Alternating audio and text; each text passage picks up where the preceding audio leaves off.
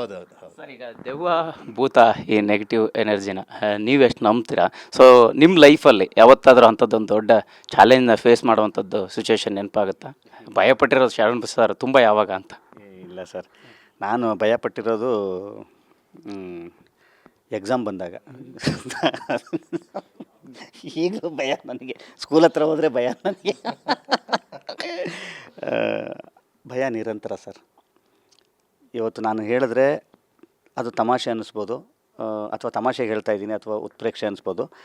ಪ್ರತಿ shot ಭಯದಲ್ಲೇ act ಮಾಡಿರ್ತೀನಿ sir ನಾನು. ಇದು ನನ್ನ ಒಳಗಡೆ ಇರುವಂಥ, ಅದು ಮೇಲ್ಗಡೆ ಪ್ರೊಜೆಕ್ಟ್ ಆಗದೆ ಇರ್ಬೋದು. ಶರಣ್ ಎಷ್ಟು 25 ವರ್ಷ ಆಯಿತು ಅಂತಾರೆ ಈಗಲೂ ಭಯನ ಅಂತಾರೆ. ಸತ್ಯ ಹೇಳ್ತೀನಿ, ಇಲ್ಲಿ ಮುಟ್ಕೊಂಡು ಹೇಳ್ತೀನಿ, ಪ್ರತಿ ಶಾಟು ಭಯದಲ್ಲೇ ಆ್ಯಕ್ಟ್ ಮಾಡ್ತೀನಿ. ಇನ್ನೂ ಏನೋ ಮಾಡೋಣ, ಇನ್ನೂ ಏನಾದ್ರು ಕೊಡೋಣ ಅಂತ ಅನ್ನೋವಂಥದ್ದು. ಅದು ಬಿಟ್ಟರೆ ಬೇರೆ ಥರದ ಎಕ್ಸ್ಟರ್ನಲ್ ಅಂದರೆ ಈ ಥರ ದೆವ್ವ ಆ ಥರದ್ದು ಹಂಗೇನು ಭಯ ನನಗೆ ಆಗಿಲ್ಲ. ಏನಕ್ಕೆ ಅಂತಂದರೆ ಬೇಸಿಕಲಿ ನಾನೊಬ್ಬ ಹಾರರ್ ಫಿಲ್ಮ್ ಲವರ್. ನಾನು ನನ್ನ ಫೇವ್ರೆಟ್ ಜಾನರ್ ರೀ ಹಾರರು. ನಮ್ಮಿಬ್ರದ್ದು ಅದೇ ಚರ್ಚೆ, ಯಾವ್ದು ನೋಡಿದ್ರಿ ಅಂತ. ಬರೀ ಹಾರರ್, ನೀವು ಯಾವ್ದಾದ್ರು ಹೊಸದು ಹಾರರ್ ನೋಡಿದ್ರಾ ಅಂತ. ಇವರು ಅವರೇ ಆಗಿರೋದ್ರಿಂದ ನಮ್ಮಿಬ್ರದ್ದು ಅದೇ ಚರ್ಚೆ. ಒಂದಿಷ್ಟು ಫಿಲಮ್ಗಳು ಇಬ್ಬರದ್ದು ಚರ್ಚೆ ಆಗ್ತಾ ಇರುತ್ತೆ, ಅದು ಸಿನಿಮಾ ಚೆನ್ನಾಗಿದೆ ಹಾರರ್ದು ಅಂತ. ನಮ್ಮಪ್ಪ ನನ್ನನ್ನು ಹಿಂಗೆ ಎತ್ಕೊಂಡು ಕರ್ಕೊಂಡು ಹೋಗಿದ್ದಾರೆ ಹಾರರ್ ಪಿಕ್ಚರ್ ತೋರ್ಸೋಕ್ಕೆ. ಅಲ್ಲಿಂದನೂ ಕೂಡ ನಮ್ಮ ಮನೆಯಲ್ಲಿ ಹಾರರ್ ಪಿಕ್ಚರ್ ನೋಡುವ ಇದಿದೆ. ಎಲ್ಲರಿಗೂ ನಮ್ಮ ಮನೆಯಲ್ಲಿ ಹಾರರ್ ಸಿನಿಮಾ ಫ್ಯಾನ್ಸು. ನಮ್ಮ ದೊಡ್ಡದು ಒಂದು ತಂಡನೇ ಹಾರರ್ ಫಿಲಮ್ನ. ಬಟ್ ನನಗೆ ನಾನು ಇಷ್ಟಪಡುವ ಜಾನರ್ನಲ್ಲಿ ನಾನು ಆ್ಯಕ್ಟ್ ಮಾಡ್ತಾಯಿದ್ದೀನಿ ಒಂದು ಸಿನಿಮಾ ಅಂತ ಅನ್ನೋದಿದೆ ಗೊತ್ತಾ, ಒಬ್ಬ ಆ್ಯಕ್ಟರಾಗಿ ಮತ್ತು ಒಬ್ಬ ಆಡಿಯನ್ ಯಾಕೆ ಅಂದರೆ ನಾನು ಹಾರರ್ ಸಿನಿಮಾ ಲವರ್.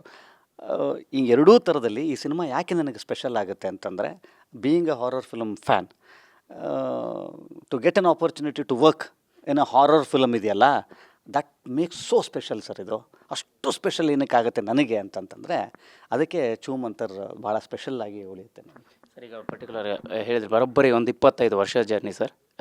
ಇಷ್ಟು ಜರ್ನಿ ಮಾಡಿದಿರಿ, ಸಹಜವಾಗಿ ಬೇರೆ ಬೇರೆ ರೀತಿಯಲ್ಲಿ ಆಡಿಯನ್ಸ್ನ ನೀವು ರಂಜಿಸಿದಿರಿ.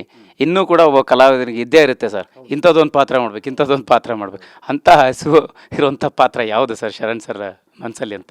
ಸರ್ ತುಂಬ ದೊಡ್ಡ ಲಿಸ್ಟ್ ಇದೆ ಸರ್, ಅದು ಭಾಳ ದೊಡ್ಡ ಲಿಸ್ಟ್ ಇದೆ ಸರ್. ಅದು ಈಗ ಹೇಳಿದ್ರೆ ಅದೇ ಹೇಳಿದ್ನಲ್ಲ, ಏನು ಗೊತ್ತಾ ಸರ್, ಬರೀ ಅದು ಆಗಬೇಕು.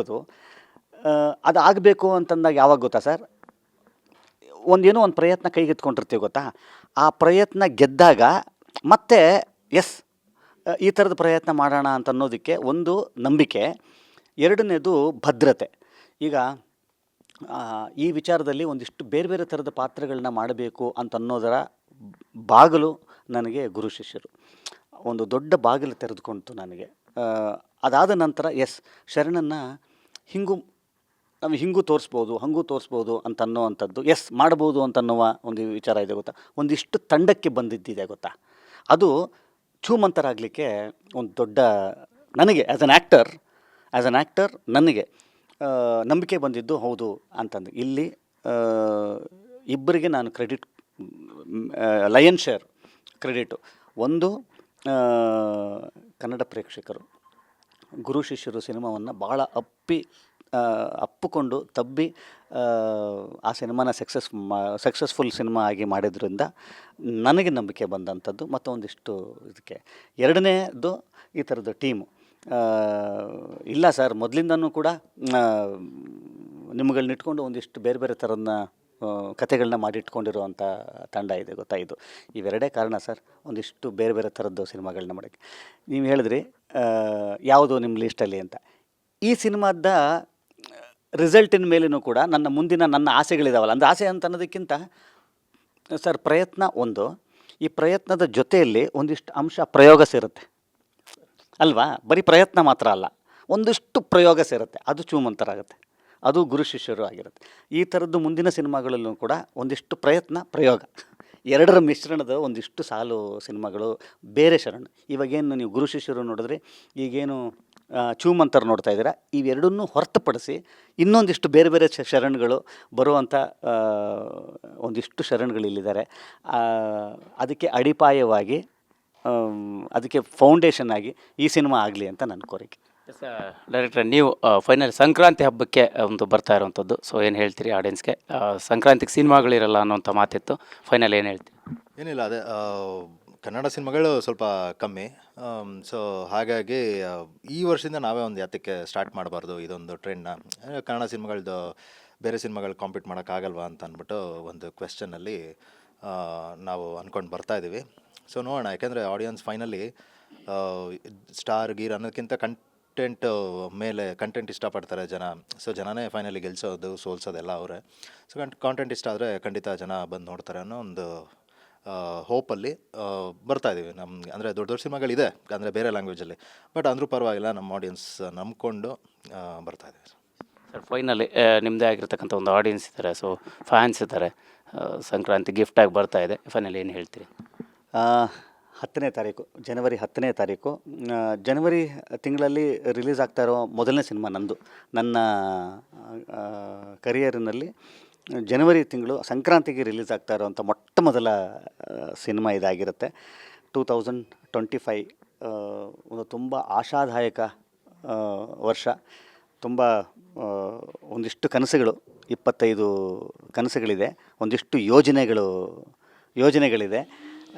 ಅದು ಈ ಸಿನಿಮಾದ ರಿಲೀಸಿನ ಒಟ್ಟಿಗೆ ಸ್ಟಾರ್ಟ್ ಆಗ್ತಾ ಇರೋದಿದೆ ಗೊತ್ತಾ. ಯಾಕಂತಂದರೆ ಈ ಸಿನಿಮಾ ಹಿಂದೆಯೇ ರಿಲೀಸ್ ಆಗಬೇಕಾಗಿತ್ತು. ಗೊತ್ತಿಲ್ಲ ಸರ್, ಅದು ನಾವು ಮಾಡುವಂಥದ್ದಲ್ಲ, ಅದು ಆಗುವಂಥದ್ದು. 2025 ಜನವರಿ 10ನೇ ತಾರೀಕು ರಿಲೀಸ್ ಆಗಬೇಕು ಅಂತ ಅದು ಅವತ್ತೇ ಮುಹೂರ್ತ ಆಗಿದ್ದ ದಿವಸನೇ ಡಿಸೈಡ್ ಮಾಡಿತ್ತು ಏನೋ ಗೊತ್ತಿಲ್ಲ, ಅದು ನಮ್ಮ ಕೈಲಿ ಇರಲ್ಲ ಸರ್ ಅದು. ಸೊ ಫೈನಲಿ ಇವತ್ತು ಧೈರ್ಯವಾಗಿ ಡೇಟನ್ನು ಹೇಳ್ಕೊಳ್ಳುವಂಥ ಒಂದು ವೇದಿಕೆ ಇವತ್ತಾಗಿದೆ ಅಂತ ಅನ್ನೋದಾದರೆ ನಿಜ ಹೇಳ್ತೀನಿ, ನಮ್ಮ ಇಡೀ ತಂಡಕ್ಕೆ ಇವತ್ತಷ್ಟು ಖುಷಿ, ನಮಗೆ ಖುಷಿ. ಪಾಪ ಇವ್ರಿಗೆ ಇಲ್ಲಿಂದ ಕೆಲಸ ಸ್ಟಾರ್ಟ್, ಇವ್ರಿಗೆ ಇನ್ನೊಂದು ಥರದಲ್ಲಿ ನೈಟ್ ಆ್ಯಂಡ್ ಡೇ ಇವ್ರಿಗೆ ಕೆಲಸ. ಖಂಡಿತವಾಗ್ಲೂ ಈ ಕಾಯುವಿಕೆ ಏನಿದೆಯಲ್ಲ, ಈ ಕಾಯುವಿಕೆಯನ್ನು ಭಾಳ ಸಮರ್ಪಕವಾಗಿ ಜನರನ್ನು ರಂಜಿಸುವುದರ ಮುಖಾಂತರ ಈ ಸಿನಿಮಾ ಅದನ್ನು ಸ್ಯಾಟಿಸ್ಫೈ ಮಾಡುತ್ತೆ, ನಿಮ್ಗಳೆಲ್ಲರನ್ನ ಸ್ಯಾಟಿಸ್ಫೈ ಮಾಡುತ್ತೆ ಅಂತ ಅನ್ನೋವಂಥದ್ದು ಭರವಸೆ ಇಡೀ ತಂಡದ ಪರವಾಗಿ ನಾನು ಕೊಡ್ತೀನಿ sir. Thank you sir. Thank you. Sir ಇದಿಷ್ಟು ಶರಣ್ ಸರ್, ಹಾಗೆ ನವನೀತ್ ಅವರ ಮಾತಾಗಿರ್ತಕ್ಕಂಥದ್ದು. ಹೊಸ ವರ್ಷದ ಆರಂಭಕ್ಕೆ ಒಂದು ಒಳ್ಳೆಯ ಸಿನಿಮಾ ಬರ್ತಿದೆ, ಒಂದು ಹೊಸ ಕನ್ನಡ ಚಿತ್ರೋದ್ಯಮದಲ್ಲಿ ಒಂದು ಹೊಸ ಹೊಸ ಪ್ರಯತ್ನಗಳು ಆರಂಭ ಆಗಲಿಕ್ಕೆ ಸ್ಫೂರ್ತಿ ಆಗುತ್ತೆ ಅನ್ನೋಂಥ ರೀತಿಯಲ್ಲಿ ಮಾತನಾಡಿರ್ತಕ್ಕಂಥದ್ದು. ಕ್ಯಾಮ್ರಾ ಪರ್ಸನ್ ಉಲ್ಲಾಸ್ ಜೊತೆ ಮಾಲ್ತೇಶ್ ಜಗ್ಗೀನ್, TV9 ಬೆಂಗಳೂರು.